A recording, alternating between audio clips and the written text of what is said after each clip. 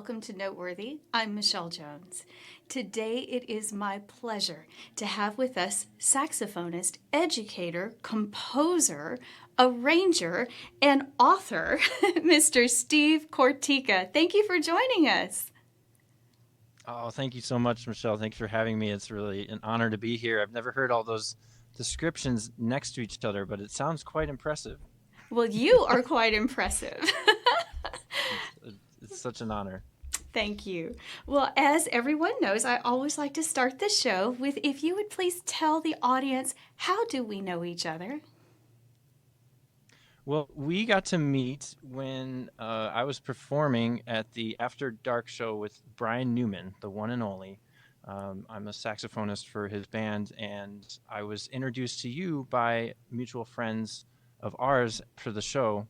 And I was delighted to just see you out in the audience. You were beaming the entire night, and I had to come up and introduce myself afterwards as well. I couldn't miss the chance to just be introduced to another fantastic musician. So it was really an honor to just have an appreciative audience. We had appreciative audiences most of the nights, but just getting to know you that night was just, every night was special, but that was a memorable night for certain. Just getting to be around everybody, yeah, and like I don't know, every night it was different. Like we talked about this before, but that one sticks out in my head definitely. Oh, well, And going to thank Circle Bar you. afterwards, yeah. Oh, and I just remember the very next night that we got to actually play together at the same time because Brian asked me to Right. come sit in with you and with him too, of course. That was so much fun. Well, people may not Oh, it's realize amazing. who Brian Newman is. Just a quick reference, if we may. He is one of the music directors for Lady Gaga. And she has a resident show in Las Vegas, of course.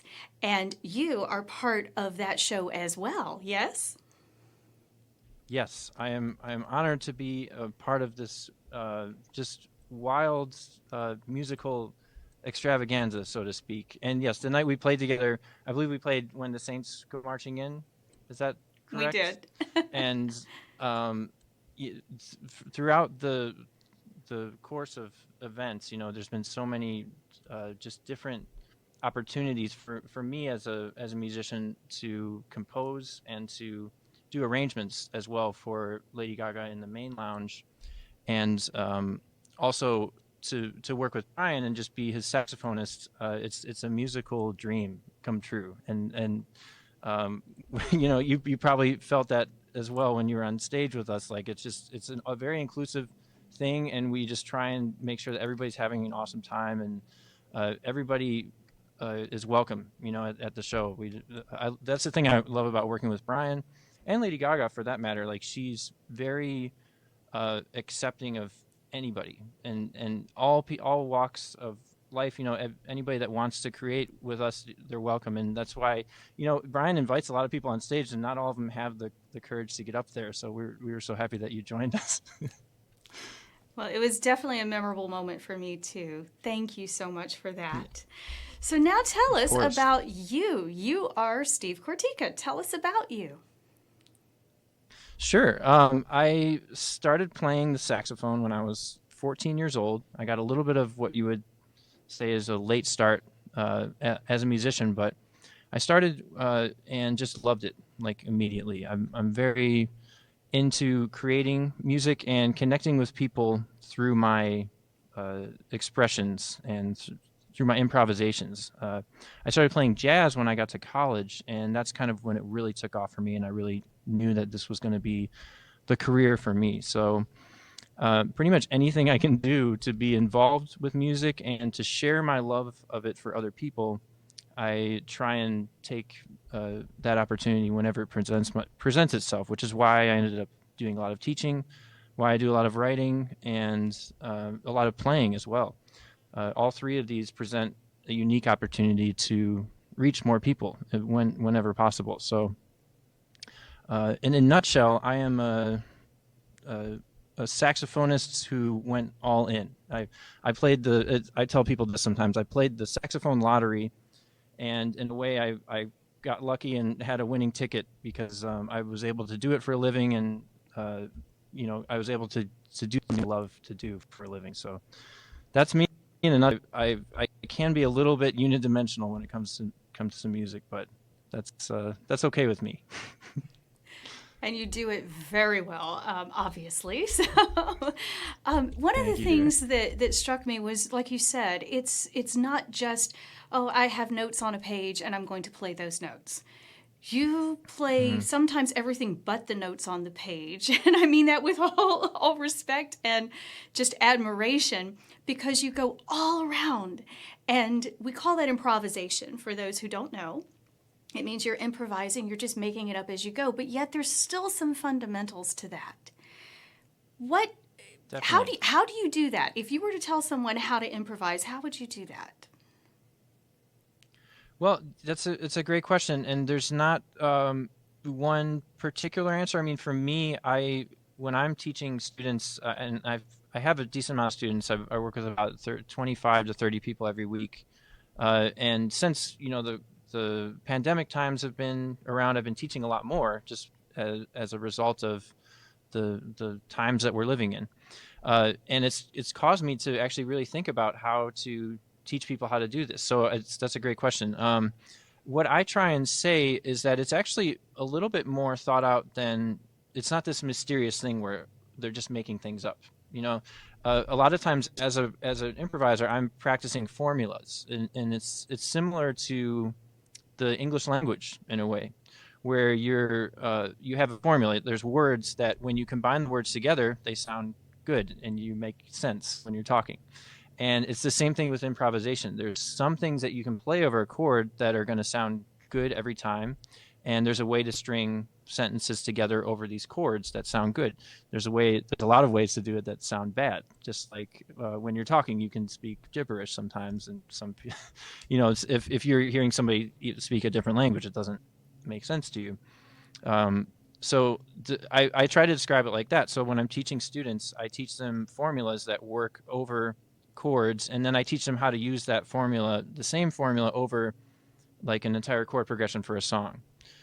Usually I start with the blues, which is what I'm going to play at the end, possibly. I don't know if I should mention that now, but I want to kind of tie it into the importance of the blues, because I always start with the blues with teaching, and I think it's just such a great foundation.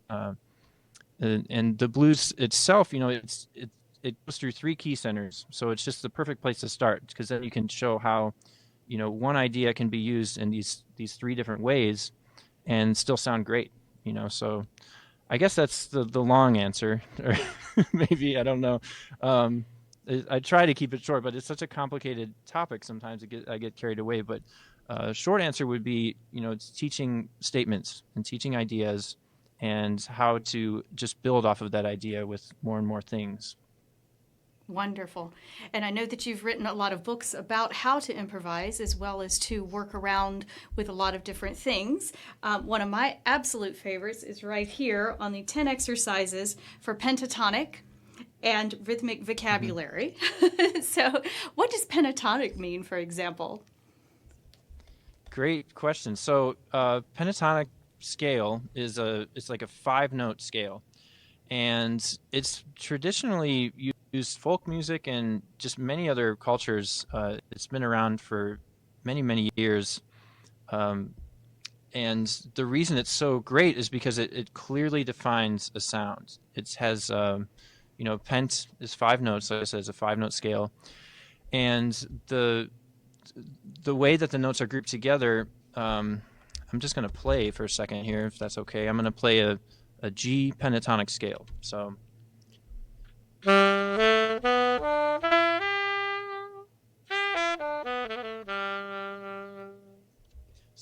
using that scale, you can do it in a variety of different ways. And the book that I have there that you were talking about, it talks about a variety of different groupings, the way you can group the number of notes. So it's a 5-note scale, but you can also play 6 notes. You can play 3 notes. You can play 4 notes.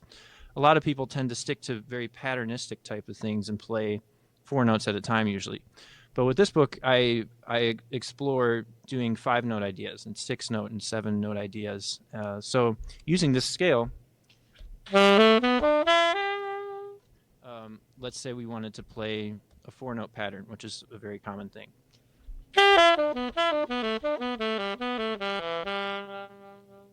And when you're improvising, using patterns like this is just a great way to project a sound and express yourself, really.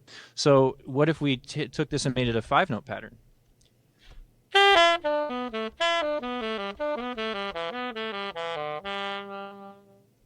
So you can hear it's 1, 2, 3, 4, 5, 1, 2, 3, 4, 5, 1, 2, 3, 4, 5.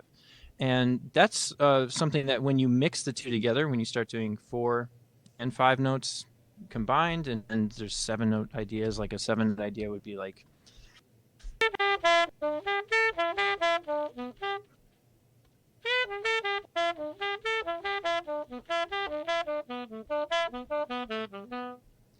One, two, three, four, five, six, seven. 1, 2, 3, 4, 5, 6, 7.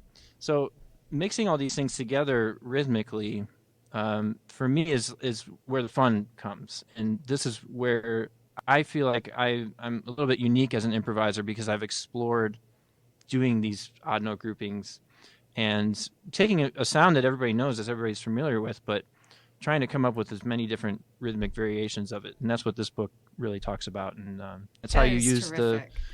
The pentatonic scale, over G. You are a natural born teacher.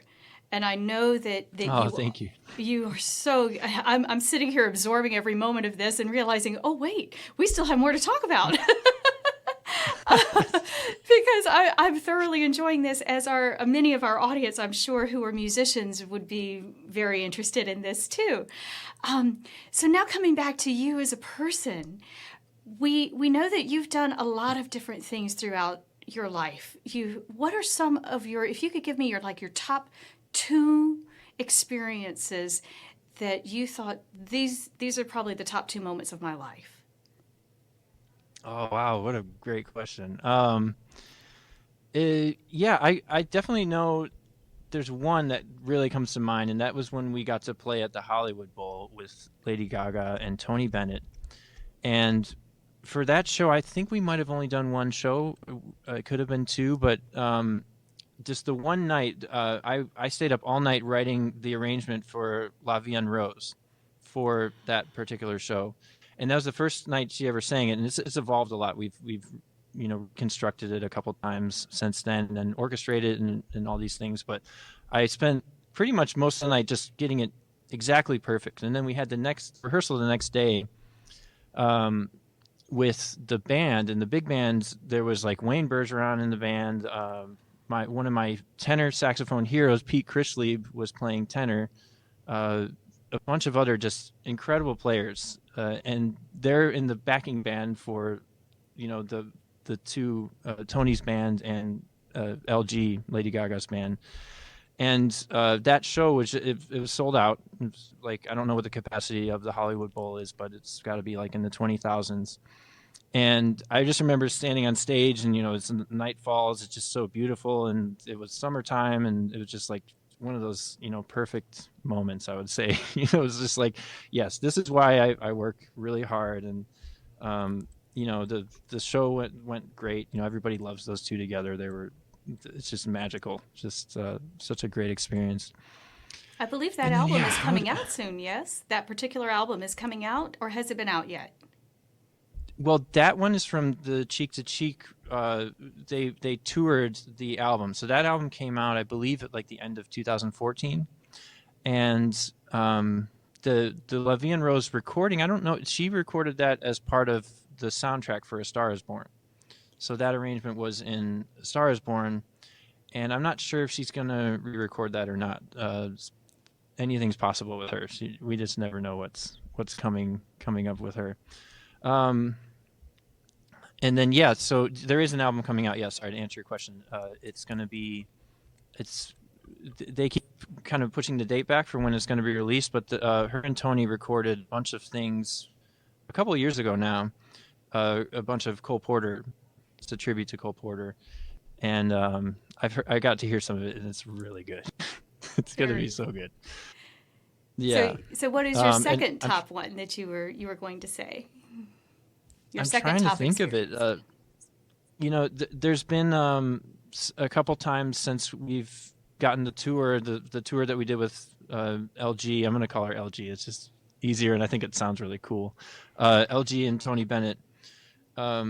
We've been able to travel since then. So one of a real like surreal experience for me was getting to come home back to Cleveland and to tour and come back to my hometown and perform with. Sorry, did you hear that in the? It's okay. It's live. It's fine. I forgot to. Right, I forgot to silence my phone. I'm sorry. Yeah, so one of the great experiences was there's this place in Cleveland called the Music Box, and it sits right on the west bank of the Flats. And we came back with them in quintet and played the small room, and then just recently, I think maybe it was like 2 years ago now, we played the large room, and that was also really cool just to be in my hometown, just look out and see, friends and family there, and my parents were there, my brother and niece, and just everybody, and then all my kind of like my high school friends came out, and just Cleveland locals that I didn't know, which was cool to realize that like I'm reaching people in my hometown, which I don't know, it's just a special thing, when you take it back. So I guess they're both performance opportunities, but this is what I've been going for. So they definitely make sense, Sometimes that is the highlight, is when you are able to perform in your hometown, like you said. It is very special. And for me, my hometown, of course, is Orlando, Florida right now. But I also go to Las Vegas very often. So anytime I get to perform in either city is a true privilege and an honor as well. So I look forward to the day when we can perform together again. I'm hoping that day is coming up at some point soon. Oh, my goodness. It has to. Well, I hope so. Well, first now, tell us real quick, you have a website. Where would they find you online? Yeah, it's just myname.com, www.stevekortyka.com. And it's always under construction, so I'm always updating it. And I have all my music up there. I've recorded 4 albums now, one as a co-leader with the pianist in the Brian Newman group. And we played a bunch of our songs, and then 3 on my own where I just wrote mostly my own compositions and arranged them, and then put a band together and recorded those. And I'm working on getting the PDFs for those charts up, so people, if they wanted to learn the music or see what the heck was happening, because there's some goofy things in there. They were soothing my need to emote at the time, so I wrote them down and as part of the song. And so those are all going to be up there on the site, and then all my books are up there, and then bio information, and then I have some free downloads too of just like some educational things if people are looking to just get started improvising. There's a couple of backing tracks, and then like some pretty basic just beginning stuff, so that people can check out kind of what it entails, and if they like that, then they can reach out and get some lessons if they're interested. I love that you offer the virtual lessons online as well. So everyone, you can download everything from stevekortyka.com. You have his books. You have a lot of things that he just mentioned, as well as reaching out for virtual lessons. Do you have the links where they can follow you on social media as well on that site? Yes. So there's handles at the bottom of the homepage, and then if you just click on the handles, I just started a TikTok account, and I haven't gotten around to putting that up yet, but that's going to be added really soon. But so if you're on TikTok, find me on there. But yes, it's just Saxophone Steve is my Instagram handle for the time being, and other links to Facebook and what other ones are there? I don't. Those are the 2 main ones that I use. So. It's fine. Twitter. We will make sure people can find you in the links. Well, we just need to break for a short commercial break, and when we come back, you're going to perform something for us. We'll be back in a few moments. Yes, please. So, Steve, what are you going to play for us today? So the plan right now is to play a blues. I just want to play a B-flat blues, and I got this new instrument. It's a C melody saxophone. And I've really been having fun. Most times saxophones are pitched in E-flat or B-flat, but this is a C instrument, so I've been trying to play it as much as possible. So this is a great opportunity to play a B-flat blues on my C melody. Take it away, Steve. All right, thanks.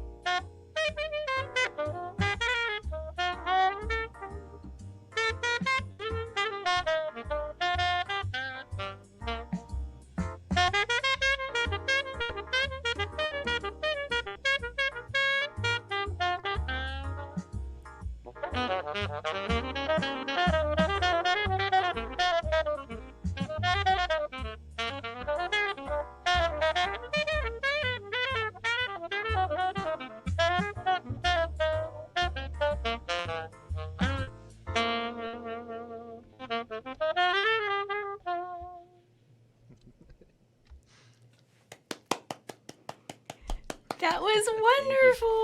Oh my goodness. Thank you so much. Again, all the notes. just so many All the notes. notes. I try not to leave any out. If I'm hearing them, I want to play them. Oh, you do it so masterfully. So thank you for showing that and for playing for us. Now, did you have that written in advance, or did you improvise as you went along? No, so in true improvisatory nature, I wanted to try and just make up a melody to the song. And yeah, I was just using the guidelines for the chord structure to the blues and making up everything that goes over the blues. Or that goes over those chords, sorry. Oh, and you did it so well. Thank you so much.